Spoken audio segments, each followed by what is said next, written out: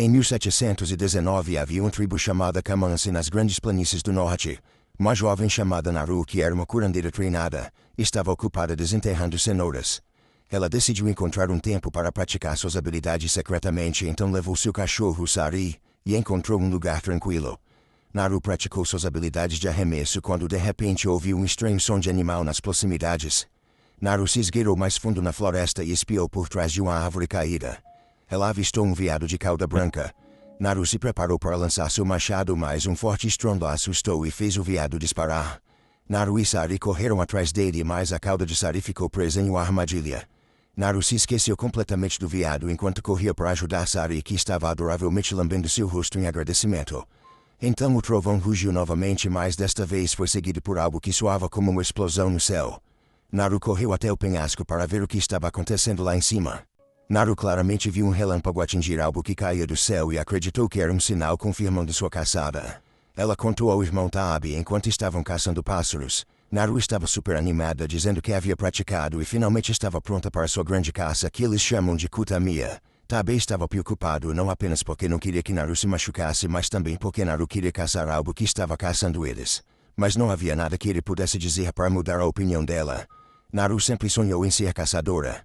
No caminho de casa ela contou à mãe, Haruka, sobre isso enquanto afiava seu machado ao seu lado. Haruka estava ocupada fazendo remédios e perguntou por que Naru estava tão determinada a se tornar uma caçadora quando era tão boa em muitas outras coisas. Naru respondeu que era porque todos achavam que ela não tinha o que era preciso. Naquele momento Taabi entrou com um pássaro de sua última caçada e Haruka o elogiou pelo sucesso. Naru não pôde deixar de se sentir ciumenta enquanto olhava para baixo. Haruka então pediu a Naru para buscar mais suplementos. Naru reuniu algumas tosa laranja, uma flor selvagem que os curandeiros Kamanchi costumam usar em seus remédios. Ela seguiu as instruções e fez exatamente isso. Enquanto estava fora, avistou os caçadores Kamanchi, incluindo Taabi, correndo e perguntou o que estava acontecendo. Eles lhe disseram que um leão atacou e levou um de seus membros, chamado Puri. Curiosa e preocupada, Naru decidiu segui-los na caça. Taabi pediu aos outros caçadores para deixá-la ficar com eles, dizendo que como Naru havia praticado rastreamento, era habilidosa o suficiente para ajudar a encontrar o leão. Além disso, como ela sabia sobre medicina, poderia fornecer assistência imediata a Puri se precisassem no caso de eles o encontrarem vivo. Após procurá-lo por um tempo, Naru, Taabi e os caçadores encontraram Puri deitado no chão, mal conseguindo respirar, mas ainda vivo. Naru se apressou e curou Puri enquanto Taabi e os outros se preparavam para caçar o leão. Enquanto isso, um ser camuflado havia pousado na região e estava se esgueirando por aí procurando por presas. Ele se aproximou de uma cobra e a matou. À medida que a noite caía, os caçadores partiram para levar Puri de volta ao acampamento antes de irem caçar. Naru então compartilhou suas suspeitas com Taabi. O leão levou Puri e o trouxe de volta para sua toca, mas de alguma forma Puri ainda estava vivo e saiu sozinho, o que era super estranho. Naru deduziu que algo deve ter distraído o leão e realmente queria descobrir o que era. Ela queria se juntar a Taabi e aos outros caçadores para rastrear o leão, mas Taabi disse não. Ele insistiu que Naru deveria ficar com Puri, pois ele precisaria mais da ajuda dela do que eles. Enquanto se preparavam para sair, Naru viu uma cobra despedaçada no chão e ficou chocada ao vê-la ainda se movendo.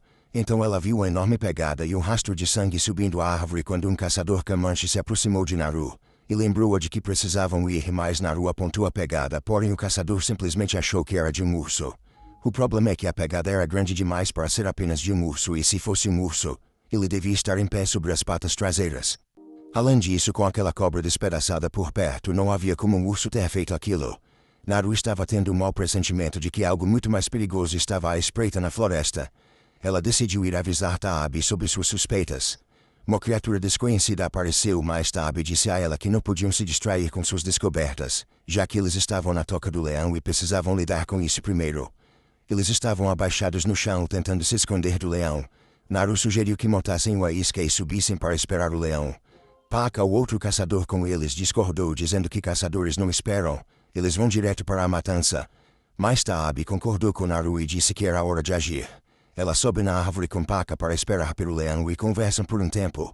Quando Paka percebeu que Naru estava afiando seu machado, Paka começa a falar como o leão é perigoso, quando de repente o leão surgiu e arrasta Paka. E Naru tenta atirar no leão, mas ele rapidamente sobe na árvore e rapidamente se lança sobre ela, fazendo-a cair no chão e ficando inconsciente. Naru foi levada de volta para casa e Haruka cuidou dela. Quando Naru recuperou a consciência, se preocupou com seu irmão que lhe disseram que havia ido atrás do leão após carregar Naru de volta para casa. Naru queria seguir Tabe, mas Haruka mandou ela descansar dizendo que ela estava errada em pensar que Kutamiya significava provar que ela poderia caçar, porque o que Kutamiya realmente significava era sobreviver. Elas ouvem uma criança anunciando o retorno de Tabe, e os membros da tribo Kamanyo olham orgulhosos enquanto Tabe ensanguentado voltava com o leão decapitado. Tabe ganhou o título de guerreiro-chefe, e toda a tribo celebrou por ele.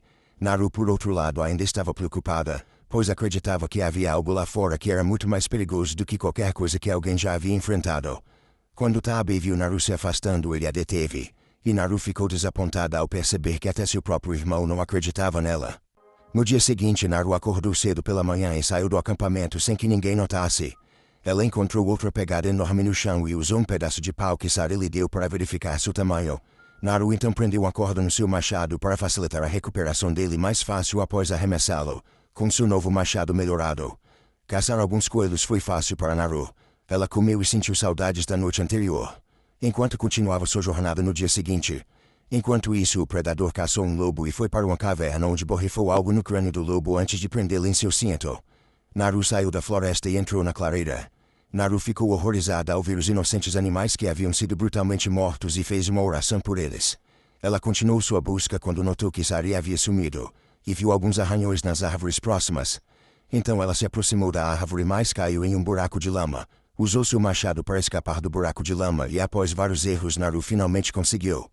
Naru se limpou e criou um arco que poderia usar para caçar o urso pardo perto do rio, mas a corda do arco se partiu e capturou a atenção do urso pardo. O urso correu em direção a Naru, que ainda estava tentando consertar o arco, mas Sari distraidamente brilhou em cima do urso pardo para que ele o perseguisse, dando a Naru tempo suficiente para consertar o arco e ir em direção ao rio.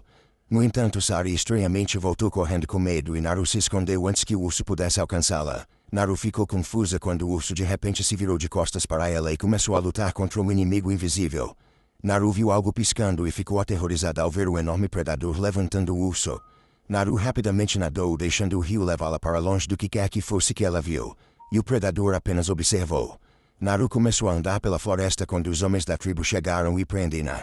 Quando ela percebe que o homem está segurando o crânio do lobo, fica aterrorizada porque sabe que eles não têm chance contra o predador, que de repente mata o homem que segurava o crânio do lobo. Naru assiste enquanto o predador massacra seus companheiros. Quando ele elimina o último, olha para ela que o encara de volta, mas ela foge aterrorizada. Enquanto corre pelas planícies, esbarra em outro homem da tribo que a manda ficar abaixada enquanto o predador os observa. O homem mira seu arco e diz que o pegou e Naru, aterrorizada, fala que é ao contrário e eles começam a correr. O predador está logo atrás, alcançando o homem e eliminando-o. Naru continua a correr enquanto o predador a persegue. Ela entra na floresta e acaba ficando presa em uma armadilha de urso.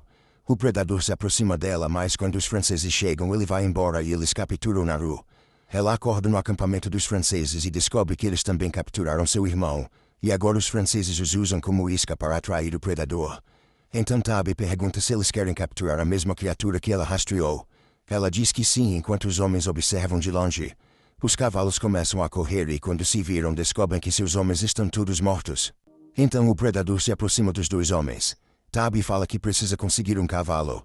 Enquanto eles escutam os gritos dos homens, o predador elimina o último. Os irmãos tentam se soltar, mas estão amarrados com uma corda firme enquanto o predador se aproxima. Tabe fala que eles são iscas, então Naru diz a Tabe que o predador não gosta de caçar assim. Ele encontrou ela mais cedo e simplesmente a deixou em paz. Ela diz que ele não a considerou uma ameaça e foi embora.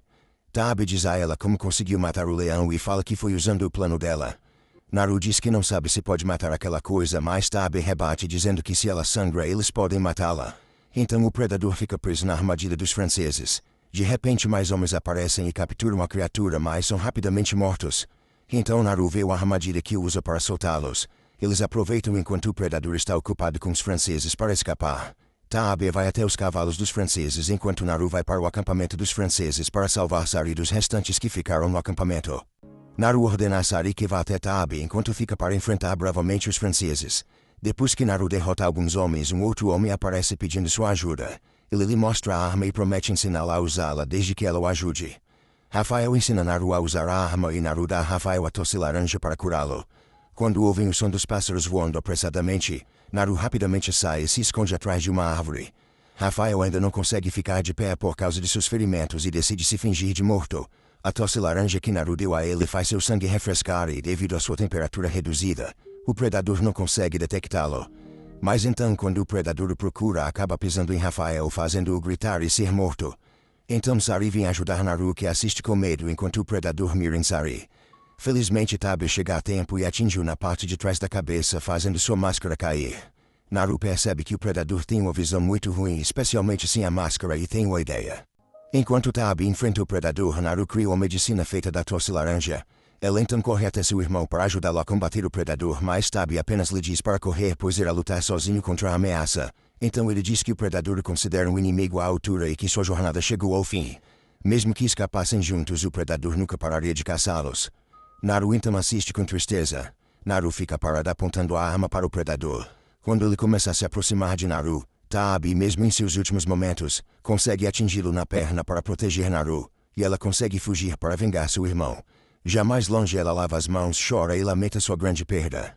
Nas grandes planícies do norte, os caçadores enviados para encontrar Tabi e os outros caçadores retornam com mais notícias.